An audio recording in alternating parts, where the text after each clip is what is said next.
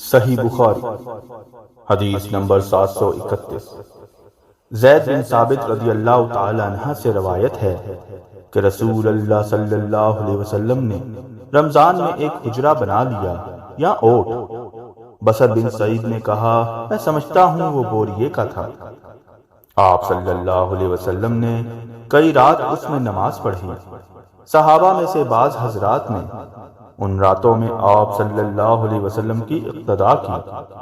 जब आपको इसका इल्म हुआ तो आप सल्लल्लाहु अलैहि वसल्लम ने बैठ रहना शुरू किया, नमाज मौकूफ रखी, फिर बरामद हुए और फरमाया, तुमने जो किया वो मुझको मालूम है, लेकिन लोगों, तुम अपने घरों में नमाज पढ़ते रहो, क्योंकि बेहतर नमाज आदमी की वही है जो उसके घर में हो, मगर फर्ज नमाज मस्जिद में पढ़ना जरूरी है।